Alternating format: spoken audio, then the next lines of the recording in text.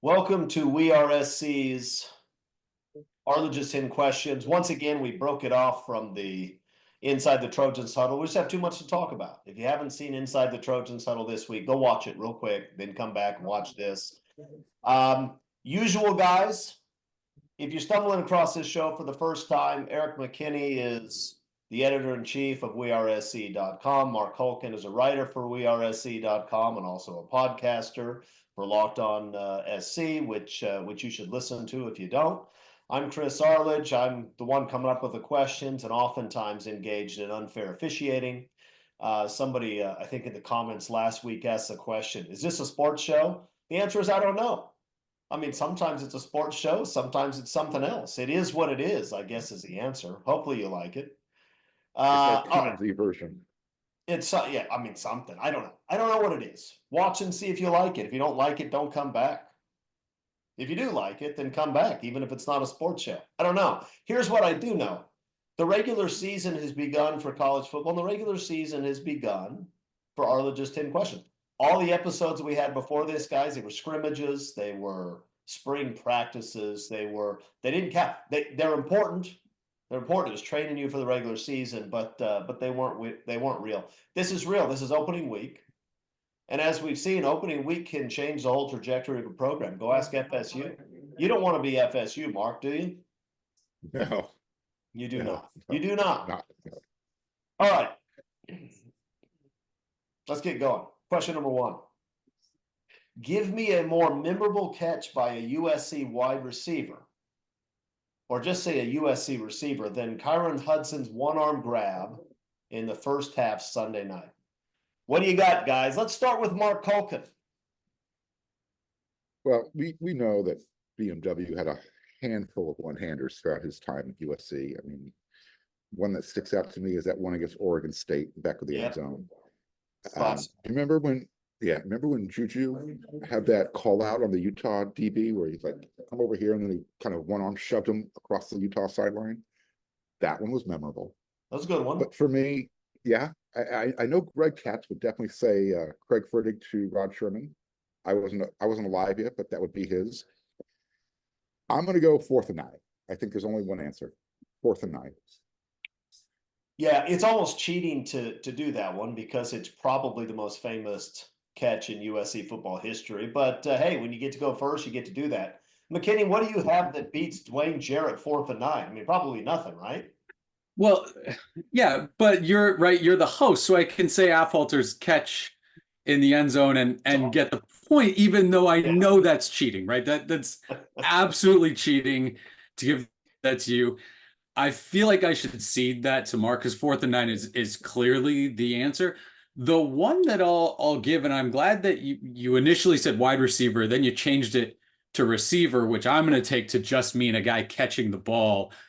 Dominic Byrd's touchdown against Oklahoma in the same kind of one-handed thing, set the tone early, gave you a sense of like, whoa, this could be this kind of game for this team.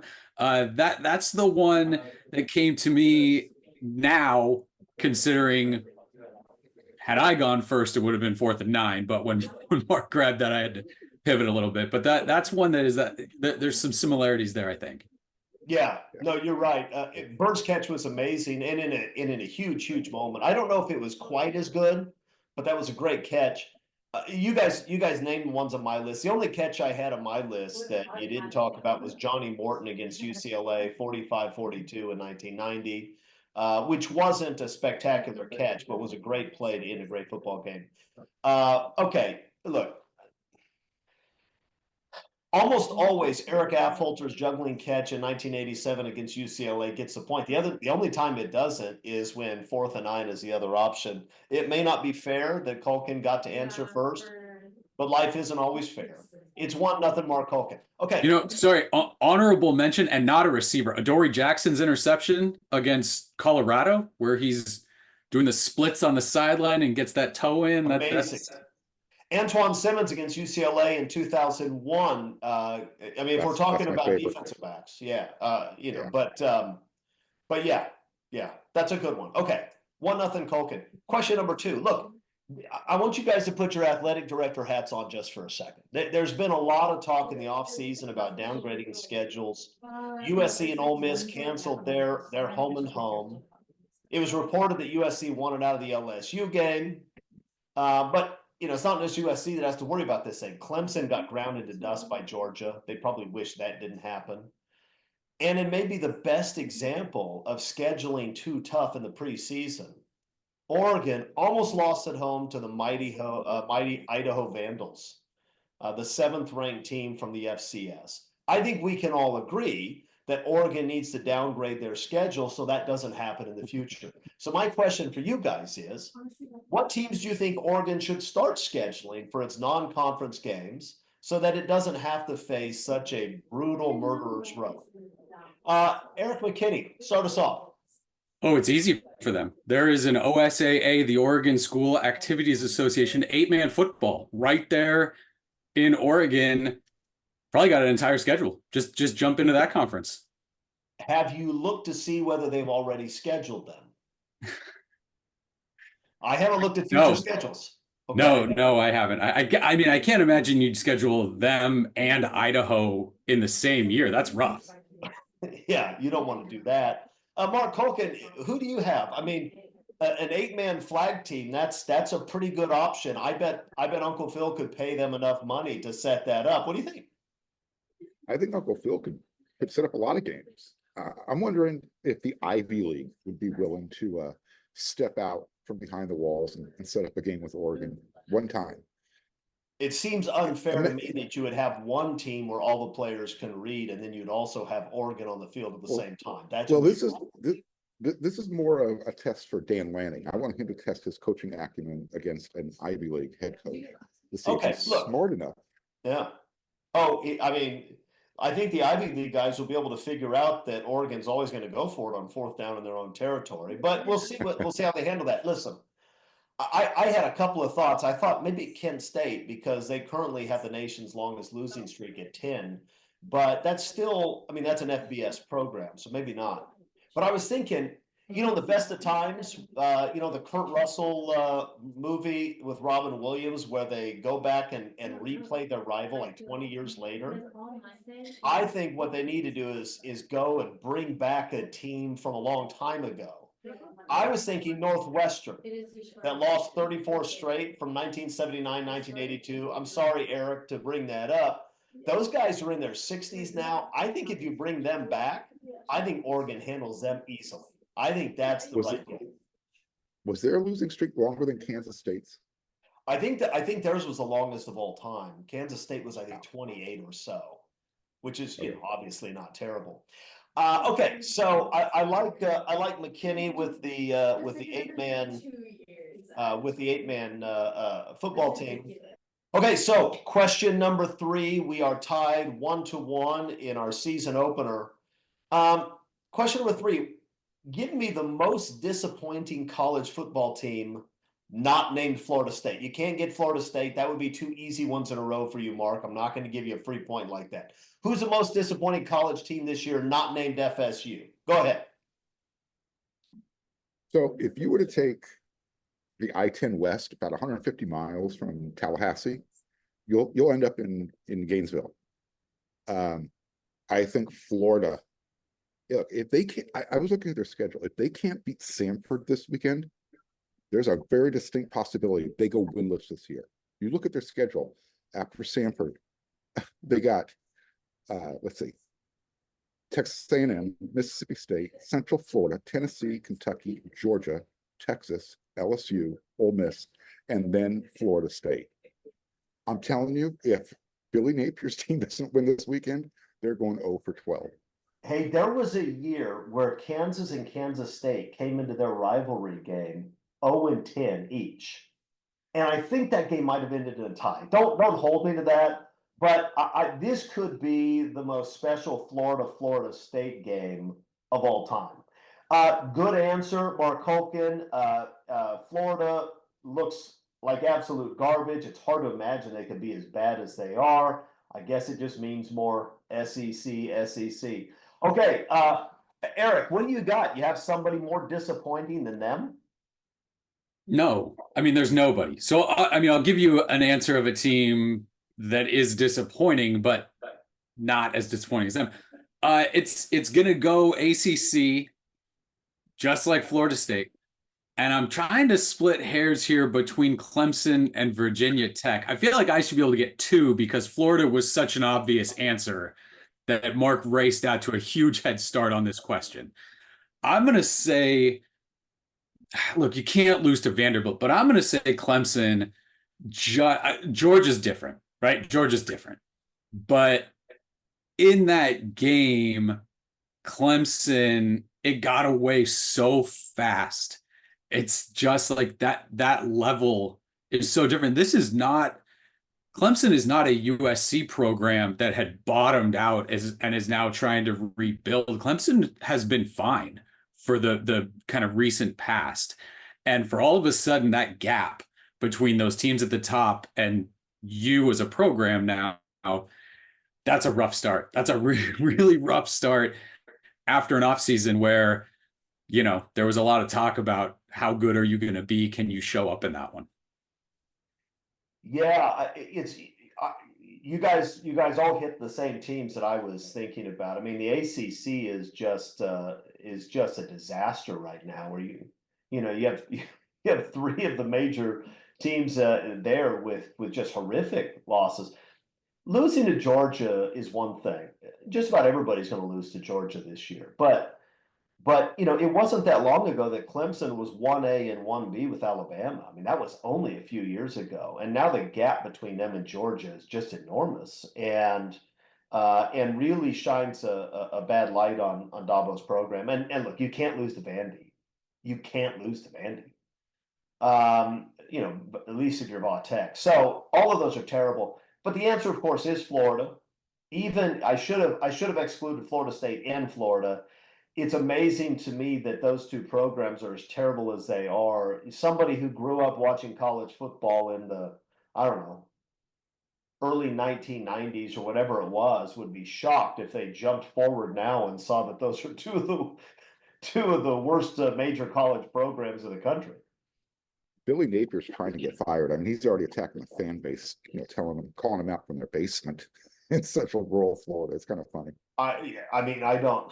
It's amazing how spectacularly and quickly he's failed at Florida, but it may at this point it may not matter. I mean, he's probably. I don't know if they're going to go 0-12. That strikes me as unlikely. Even 1-11 strikes me as unlikely, but 3-9, 4-8. I mean, even if he wins some games he shouldn't win and he goes 4-8, it's hard to imagine him not getting canned. Pick a win out of that schedule, Chris. I can't find it. Maybe Mississippi State. They might be able to beat Mississippi State, don't you think? I don't know. Florida State. I mean, from watching Florida State, I think all you have to do is run the ball between the tackles and you're good. It's the last game of the year. I know both teams are really going to build up to that one. That's going to. I hope both of those teams are 1-10. I'll watch that game. That'll be fantastic. Okay, Marc Kulkin, you get the point. It may be unfair, Erik, but life is unfair. It's 2-1. Question number 4: who's the biggest surprise performer for the USC football team after week 1? McKinney, you go first. Yeah, there's one on offense and one on defense that I think are obvious answers. I'm going to give Marc the offensive guy because I know he likes talking about him, and I'm not going to mention both of them like I always would. For me, it's Jalen Smith. USC went out and brought in 5 defensive backs, and from the get-go when those guys landed here, those were going to be your 5 starters, right? You brought in 2 safeties that were clear starters. You got Greedy Vance in the spring, DeCarlos Nicholson, John Humphrey, Kamari Ramsey coming in. They played with Dan Lynn before. They were going to be the guys. You have Jacoby Covington coming back, who, again, he's a guy, every time he steps on the field, he's one of those guys where you go, who's that guy? I got to watch him. Lincoln Riley sort of buzzes about him anytime he's healthy and playing.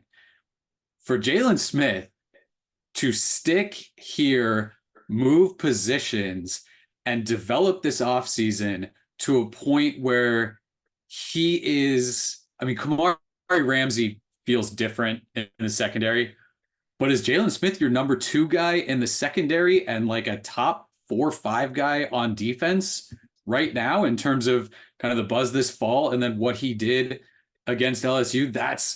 I don't know how many people guessed that coming out of the season. Again, he finished on as much of a high note as you can, and defensive MVP in that bowl game. Again, the idea that he's going to lock down a corner spot when you brought that in and had those guys coming back, and he didn't play that spot last year. Yeah, I mean, give it to the whole defense, but specifically Jalen Smith. Yeah, I'll admit I'm stunned, and I've been critical of Jalen Smith for quite some time.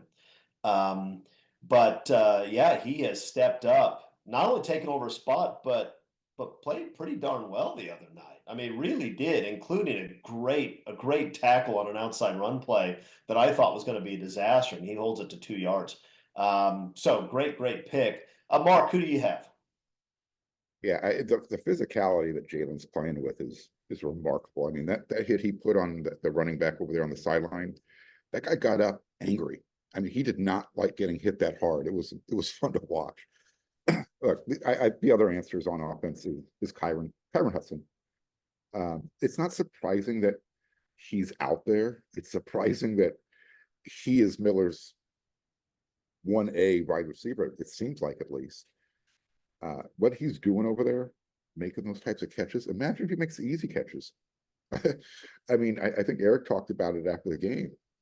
Add a touchdown to that stat sheet. It's not bad. He's just another guy who's stuck around when everyone's like, they're talking about the 4 sophomores. Even Kyle Ford got a little bit more recognition when he came back to USC. Kyron Hudson ends up stealing the show. I mean, he was named team captain going into the game, so maybe it shouldn't be surprising. And then I guess a mild surprise was Michael Lance not being as advertised on that first, that was field goal. That surprised me. It was a chippy. Yeah, I mean, the Kyron Hudson pick is also a great pick. And it's not that the guy hasn't been a good player. I mean, it seems like over the years he's come in, he's made plays, and every time he does, you kind of look at it and say, oh, that's interesting. That was a pretty good play. That guy's pretty good. But yeah, all the focus was on the big 4 softs. And for Hudson to make the plays he made, spectacular plays, clutch plays, was pretty special. I've got another one to throw out there. How about Kobe Pepe? This is a guy, I don't even know if I pronounce his last name right. And I am an avid USC fan that watches every game and pays attention to practice. And I don't know that because I've never heard them announce his name on television before this year. And this is a guy who, I mean, USC has a bunch of guys on defense. Jalen Smith is one. Anthony Lucas is another. There are a handful of guys that just couldn't do anything last year. And they come out against a really good football team in the opener this year, and all of a sudden they look like all-stars. But I don't know that anybody has the same story that Kobe does. He wasn't even supposed to be on the team. He was absolutely overlooked by everybody, including, I think, this coaching staff. Which tandem was more productive, Pepe and Nate Clifton, or Bear Alexander, Gavin Meyer? It's the fact that we actually have to think about that tells you something. The fact that we're throwing out names like Kobe's and Gavin Meyer, nobody's ever heard of Gavin. No USC fan had ever heard of Gavin Meyer before a couple of months ago. And when we heard, our response was, really? That's the solution, a defensive tackle? Gavin Meyer, a guy that didn't play much at Wyoming? But I don't know what's going on at Wyoming, but the dude looks like he can play now. It's been spectacular. All right, I like both answers. I'm going to give it to McKinney because it was 2-1 and now it's 2-2. What do you want from me? All right, question number 5. Does any program have a more annoying chant or cheer than LSU's Tiger Bait? Marc Kulkin, go. Yeah, Pig Suey is kind of annoying, but nothing is more annoying than the 8 clap. Not one thing on this planet Earth grinds my gears, makes my skin crawl more than hearing that 8 clap. Nothing. Yeah, I mean, that's a pretty good answer from a USC person. I'm obviously, I mean, emotionally, I feel drawn to that. McKinney, do you have something better? It's cheating again. I mean, it's cheating. It's cheating again to be able to pick that. I'm okay with Woo Pick. So, if I can't go with the 8 clap, it's Boomer Sooner, as the one that's just out of nowhere, loud, obnoxious. That's it for me. But no, I mean, there's the 8 clap, and then there's the second conversation that you can have way down below that. Yeah, guys, I got to tell you, I thought for sure it would be the 8 clap. I did. I found something worse. I found something worse. I'm gonna tell you. Let's see. Okay, this is what you need to do. If you're watching this at home, I want you to pause this. I want you to open up a new window, and I want you to type this into Google. College football chant gives off nuclear levels of cringe. This is the A&M Yale leader dudes practicing what might be the worst thing I've ever seen. Now, How do they keep letting these videos get out? How are these not like under lock and key? No, Erik, that's the problem. They're proud of them. You have this horrific video, and I'm telling you, it is painful to watch. And then they close out the video by showing them practicing it in their yell practice that they do with the fans before the game. All of it's horrible. The uniforms that they're wearing, the chant itself, the fact that they fill up stands with people who practice this nonsense. I crack on A&M a lot for somebody whose team never plays, Texas A&M. But there's a reason for it. They are freaking weird. They are so weird. It's not a military school, but they wear military uniforms. They do this stuff. They have like Nuremberg-like rallies where they carry around torches. It's the weirdest thing I've ever seen. Watch that video and then tell me it's not worse than the 8 clap. If UCLA did that, I can't imagine how much time we would spend ridiculing them. I don't know how Texas fans can even contain themselves. I don't know how Texas fans don't just lose their minds every time they see an A&M person. It's amazing to me. You just looked at it, didn't you, Marc? I haven't watched it yet, but it's right there. It's a top search when you type it in. There's nothing below it. It's the first thing that comes up.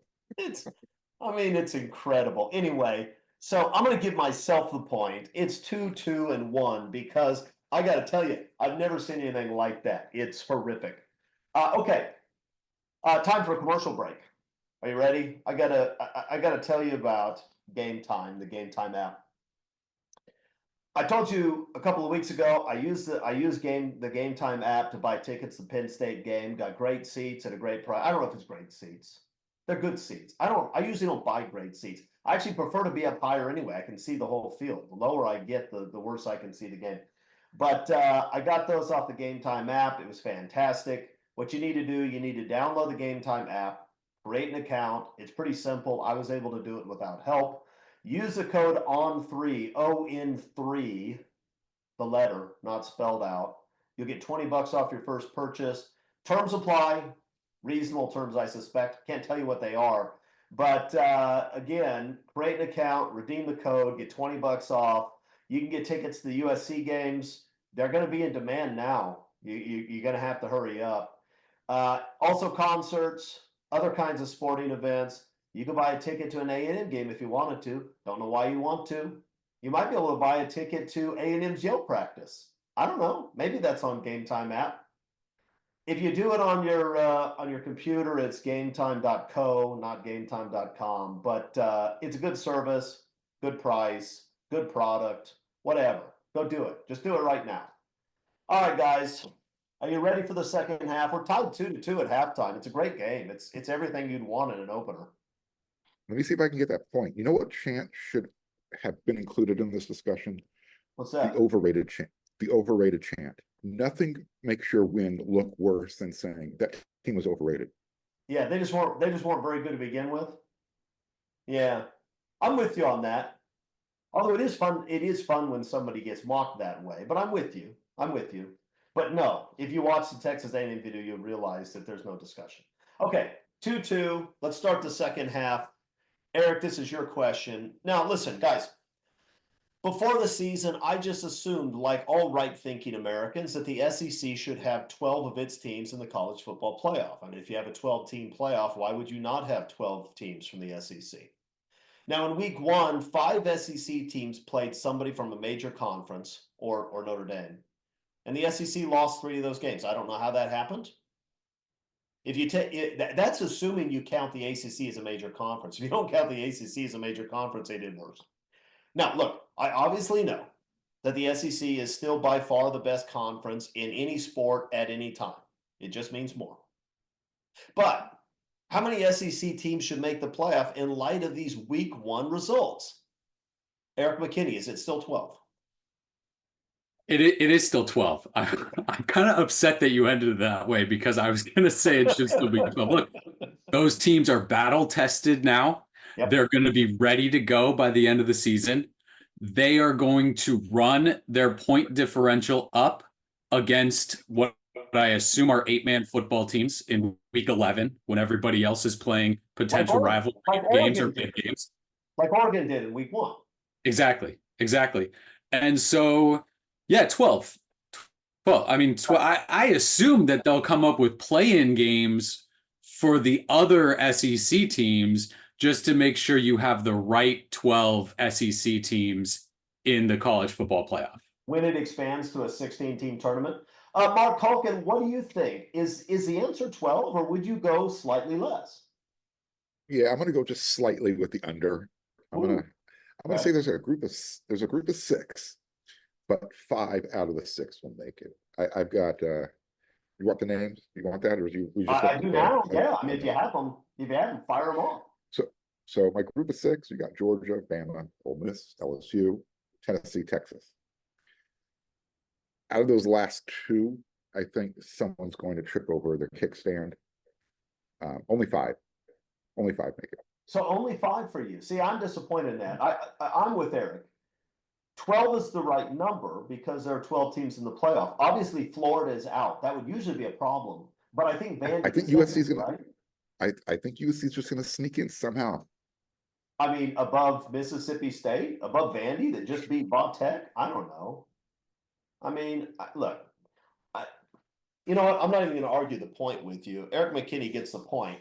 The SEC should have all 12 teams. The SEC is the best conference. And I know that because I met a bunch of LSU fans the other day, and they were all pretty adamant that the SEC is the best conference. So, I mean, what am I to do with that? I'm just walking around minding my own business. They're screaming tiger bait at me. I guess that's what happens. By the way, late in the game, I was screaming at them, and they were a lot less excited about the chant. What do you got, Marc? You want to say something? No, it was interesting. I remember watching the end of the game from the press box. I was just scribbling something down. I looked up. It's like, where did half the stadium go? They were gone 30 seconds after Mason Cobb brought in that interception. I do know where they were. They were in the bars. I saw them after the game before I jumped on a plane. That's where they were, and I don't blame them for being there. I mean, it's tough. If now, you know what, I'm not gonna beat up on the LSU fans. I don't hate LSU. I've never really hated LSU because I'm usually rooting for somebody to beat Alabama. And if it's not them, who else is it going to be? Okay, question number 7. 3-2 McKinney right now.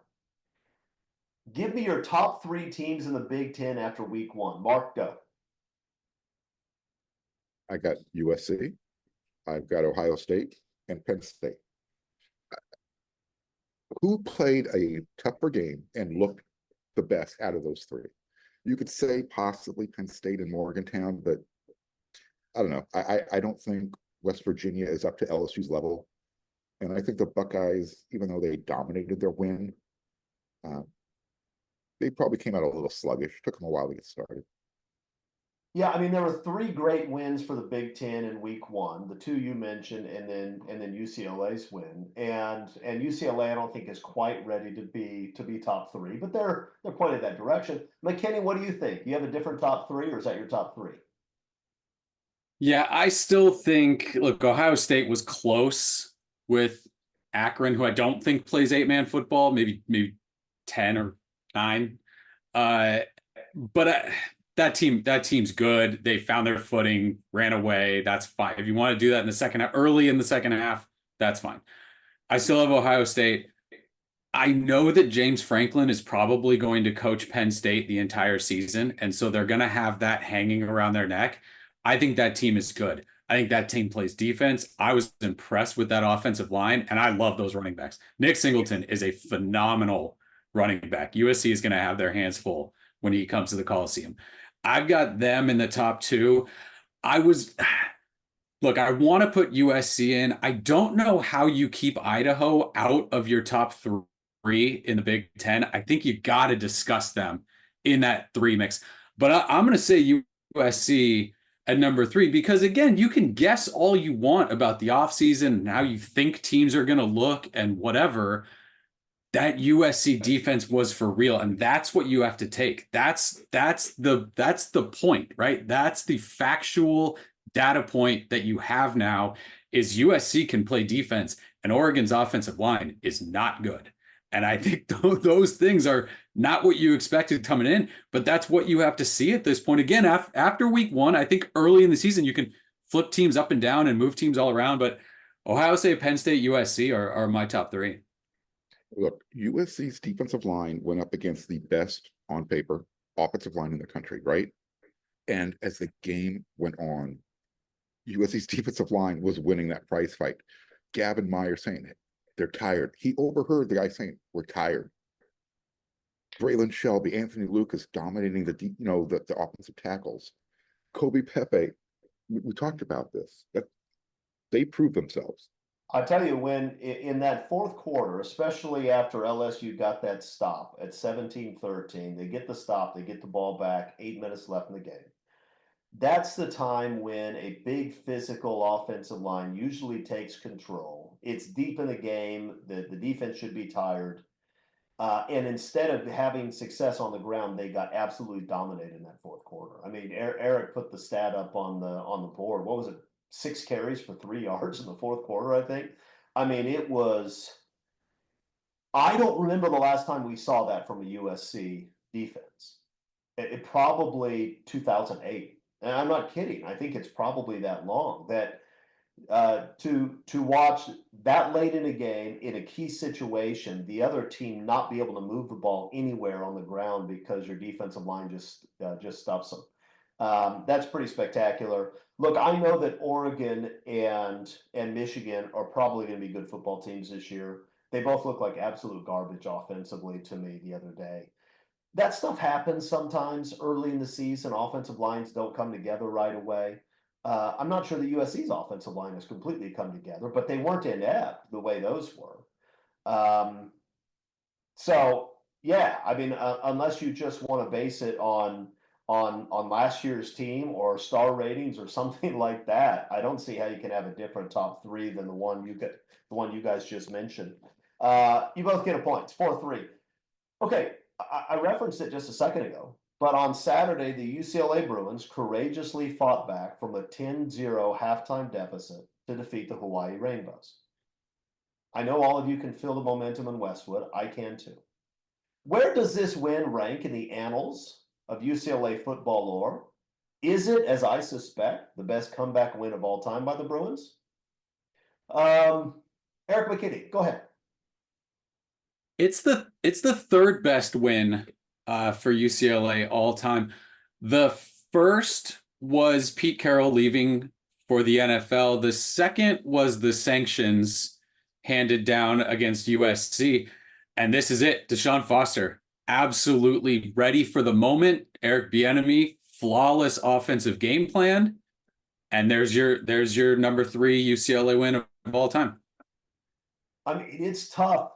It's tough to win a game like that. You look, Marc, you want to mock this, but you're down 10-0 to a major opponent, and you come back and win on a last-second field. You got to feel good about yourself, right? Is this the best UCLA win of all time? I'm really close to moving this thing ahead of the UCLA's comeback win against Texas A&M a few years back. What was that? 34 points in the fourth quarter. Even worse, 32 against Wazoo in the fourth quarter. This one might cast a large shadow over those two. You might be onto something, Chris. Yeah, well, look, I knew this was coming after watching Deshaun Foster's Big Ten Media Day speech, because I think we can all agree it started off rough, right?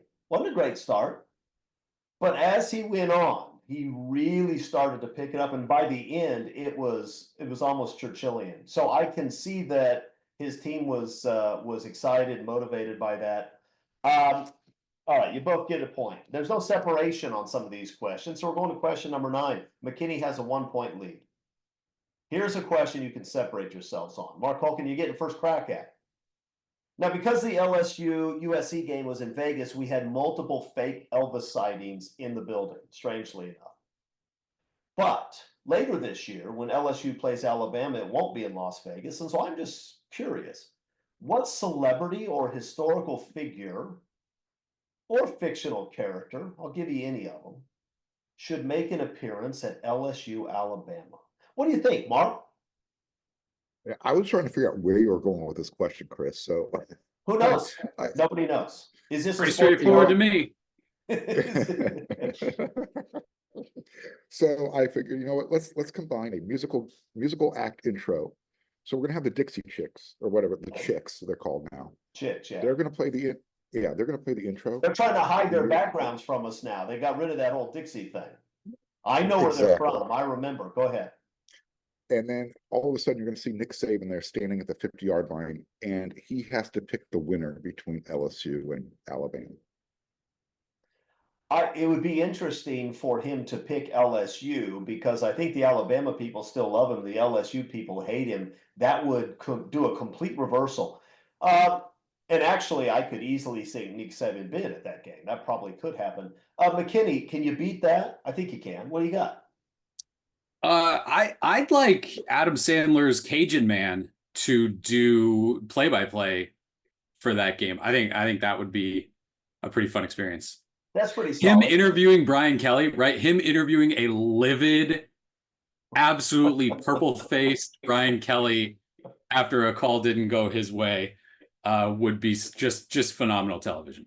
I like that as well. I was thinking, you guys remember Fletch 2, where Fletch goes and inherits his aunt? I was thinking Tex Cobb from Fletch 2 would be perfect. I think that really captures the spirit of those two universities in that rivalry. So I'd have him there. But I like Erik's answer. I'm giving him a point, which means that it's a good thing that this is a 3-point question, because otherwise this would be over. The score is Erik McKinney 6, Marc Kulkin 4. Question number 10. This is for you, Erik. You can ice it. You win this one, it's over. I mean, in fact, you win this one at the blowout, because it's a 3-point question. Why did the Las Vegas casinos cheat me at the blackjack table? And guys, when you keep seeing that number of 4 and 5 card 21s from a dealer, I don't know that you can describe it any other way. And don't they know that it will only make me more determined to clean them out the next time? Erik McKinney, what do you think?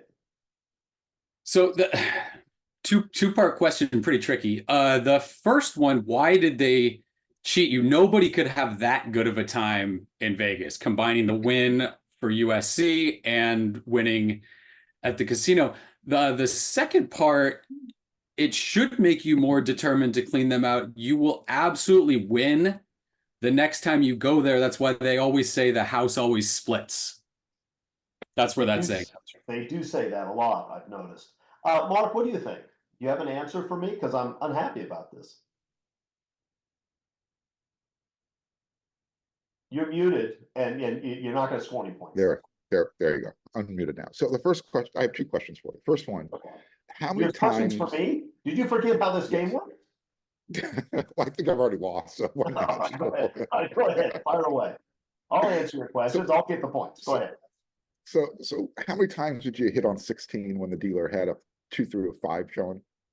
And the other time, why were you trying to get so greedy? You had 2 kings. You got 20. Why are you splitting your kings trying to double down? Why are you getting greedy? I didn't do that. I did not do that. I didn't. I will say this. I was playing with my wife. She was sitting next to me. We played Last time I went to Vegas, we won, I think, $300. That's as much as I'll ever win because I don't put that much money out there. I don't like losing. She insisted on never hitting a 16, no matter what. And I kept explaining to her that the math doesn't help us when you do that. And she said, sometimes you got to play by feel. I said, well, if you always feel like you never hit a 16, that's not helping us. She'll be mad that I call her out like that, but that was part of the reason we lost. It wasn't all cheating, but the rest of it was cheating. Okay. This Marc feels a lot like Brian Kelly blaming his team big time for losing there. Nothing on him. I was hitting the table too as I complained about, and I said, look, I didn't, I've got to coach better. I'm not coaching the way I need to. Okay, so Marc asked me points. I'll give myself the 2 points. So the final score is 6-4, Erik McKinney. You won the opener like USC. You are 1-0. You're feeling great about yourself. Marc, like Florida State, you let people just run up the middle all day on you. And I don't know what's going to happen next week, but I'm worried for you. Guys, do we have anything to tell the people before we sign off? That's it. Come get to WeAreSC.com. Come check it out. It's still a good deal. It's still a good deal. We're going to have all kinds of content. And listen, I can understand that in past years, reading about USC football might have been a little bit painful at times. I like to say cathartic, but sometimes it was painful. It's going to be a good year, guys. Come enjoy it. Come sign up. Get a premium membership. Every once in a while, I'll write something and you can say something nasty about my article. It's fun. Okay, I guess that's it. We're done. Until next week, fight on, everybody.